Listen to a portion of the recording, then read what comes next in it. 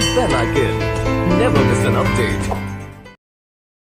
Hello students, today class is organic chemistry. Organic chemistry that means कार्बनिक रसायन से related सवाल मतलब टॉपिक है। और ये कार्बन और उसके यौगिक ये सभी के लिए इम्पोर्टेंट है। इसमें बोर्ड परीक्षा से संबंधित सवाल बहुत ज़बरदस्त किए जाते हैं, ठीक है। कंपटीशन लेवल से भी बहुत ज़बरदस्त सवाल किए जाते हैं। केमिस्ट्री का ये जो पार्ट्स है जिसमें हम कार्बन परिवार को ही पढ़ते हैं, कार्बन से रिलेटेड यौगिकों को पढ़ेंगे। कार्बन कहाँ से प्राप्त होती है, कार्बन किसे कहते हैं, कार्बन क्या है, इसके विषय में हम लोग आज डिस्कस करेंगे। बहुत ही कम समय में ऑर्गेनिक केमिस्ट्री की लंबी क्लास धीरे धीरे पार्ट वाइज सेशन करके हम लेके आएंगे वीडियोस। कार्बन और उसके यौगिक जो है, ये कार्बन जो अगर देखा जाए तो तत्वों के आवर्त सारणी में 6वें लेवल पे ये पाई जाती है। इसका परमाणु क्रमांक जो होता है वह 6 होता है। कार्बन को अगर हम देखें तो कार्बन का मतलब होता है, ये कार्बन शब्द की उत्पत्ति एक कार्बो नाम से हुआ था। कार्बो ये कार्बो क्या है, ये लैटिन नाम है। कार्बो जो है लैटिन नाम है, और ये लैटिन नाम, इस कार्बो का मतलब होता है काला या कोयला, कह लीजिए काला या कोयला। यानी कार्बो से ये काला या कोयला बनी, और कार्बो शब्द से ही उत्पत्ति कार्बन की हुई है ना। कार्बो शब्द से ही उत्पत्ति कार्बन का हुआ है।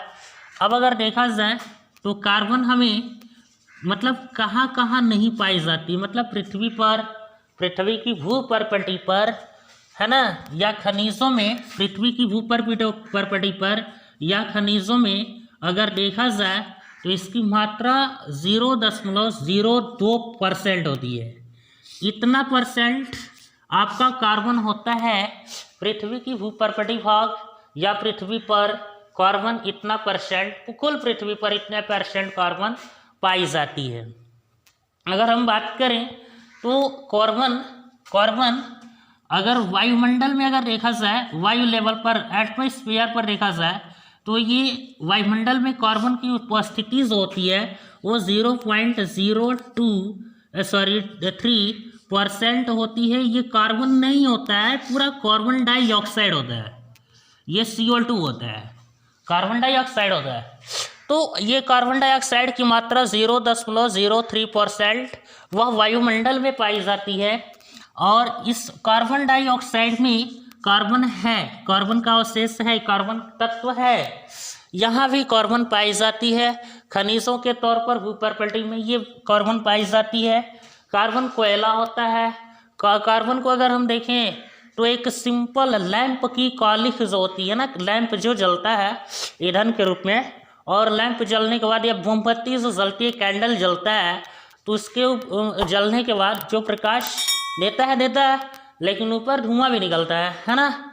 और धुआं निकलता है, और अगर ऊपर हम हाथ रखते हैं तो हाथ पर काला आ जाता है। प्लेट अगर रखते हैं ऊपर, अगर कोई प्लेट रखते हैं तो उस पर कालापन आ जाती है। उस कालापन को भी हम कालिख कहते हैं। और कालिख ही हमारा क्या है, कार्बन है, वही कार्बन है ना। अब कार्बनिक रसायन की बात आती है एक ऑर्गेनिक केमिस्ट्री की। तो ऑर्गेनिक केमिस्ट्री वो चीज़ होता है जो कि कार्बन के यौगिकों से, या कार्बन जो तत्व होता है उनसे बनने वाले यौगिकों का अध्ययन हम कार्बनिक रसायन यानी ऑर्गेनिक केमिस्ट्री में करते हैं, है ना। कार्बनिक रसायन के अंतर्गत हम कार्बन के यौगिकों का अध्ययन हम करते हैं, ठीक है। अगर हम बात करें तो ये जो भी नॉर्मल कृत्रिम रेशे होते हैं, कपड़े होते हैं, खाने पीने वाले खाद्य पदार्थ होते हैं, इसमें कार्बन पाई जाती है। सिंपल चीनी सफ़ेद होता है, फिर भी चीनी का सूत्र जो होता है C12H22O11 होता है। तो ये चीनी के सूत्र में अगर आप देखेंगे तो चीनी के अंदर कार्बन के 12 स्ट्रक्चर, 12 परमाणुवार पाए जाते हैं, अणुवार पाए जाते हैं। तो इस चीनी के अंदर भी कार्बन है, ठीक है, चीनी के अंदर भी कार्बन है। अदरवाइज कालापन वाली काली रोटी, जली हुई रोटी, है ना। कार्बोहाइड्रेट, सिंपल समझिए, कार्बोहाइड्रेट जो होता है वो भी कार्बन ही होता है। कार्बोहाइड्रेट, कार्बो मतलब कार्बन, हाइड्रेट मतलब हाइड्रोजन, तो कार्बन और हाइड्रोजन दोनों मिल करके ये कार्बोहाइड्रेट या ये हाइड्रोकार्बन का निर्माण करते हैं। कार्बोहाइड्रेट के अंदर भी कार्बन पाई जाती है।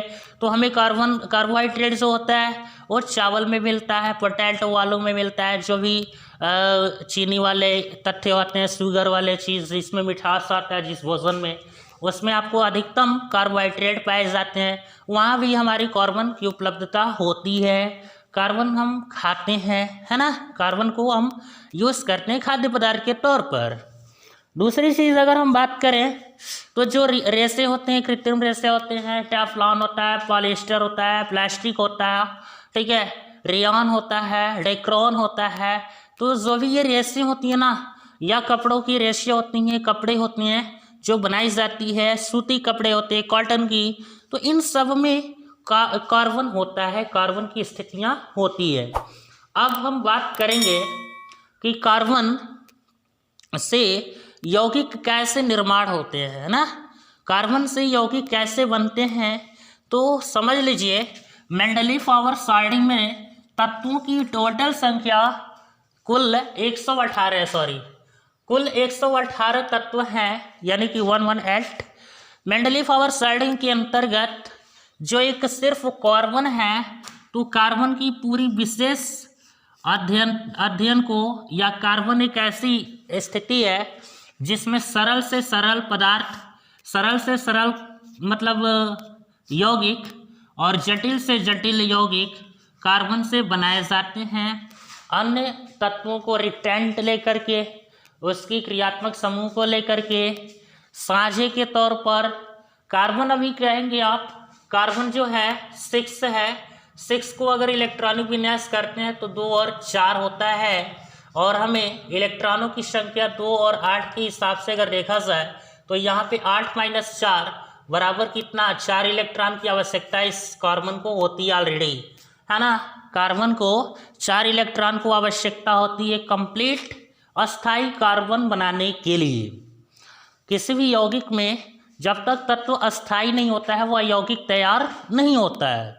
तो इसके वजह से कार्बन को अस्थाई तत्व बनने के लिए कम से कम 4 इलेक्ट्रॉन की आवश्यकता होती है, और इससे कार्बन को चतुष्फलकीय स्ट्रक्चर भी कहा जाता है, है ना। अगर हम बात करें सिंपल एग्जांपल के तौर पर, जैसे आप लोगों ने नाम सुना होगा, छोटी क्लास से आप लोग पढ़ते हुए आ रहे हैं, एक नाम सुना होगा मेथेन। जो मेथेन होता है वो मेथेन का सूत्र होता है CH4, है ना, CH4 होता है। तो यहाँ पर आप देखिए कार्बन है, यहाँ पर हाइड्रोजन है, ठीक है, कार्बन है और हाइड्रोजन है। तो ये कार्बन जो है इसके पास अगर इसकी क्रमांक अगर हम देखेंगे तो 2 और, है ना, 2 और 4 होता है, और इसको 1 होता है। इसको 1 इलेक्ट्रॉन की आवश्यकता पड़ेगी, किसको, H को 2 बनाने के लिए, है ना, 1 इलेक्ट्रॉन की आवश्यकता पड़ेगी इसको 2 बनाने के लिए, और इसको 4 इलेक्ट्रॉन की आवश्यकता पड़ेगी इसको 8 बनाने के लिए, अस्थाई बनाने के लिए। तो इसमें जब तक ये C8 और हाइड्रोजन के 2 यानी कि अस्थाई लेवल पर जब तक कार्बन और हाइड्रोजन अस्थाई जब तक नहीं होंगे तब तक यह एक अस्थाई यौगिक नहीं बन सकता, तब तक ये अस्थाई यौगिक बनेंगे।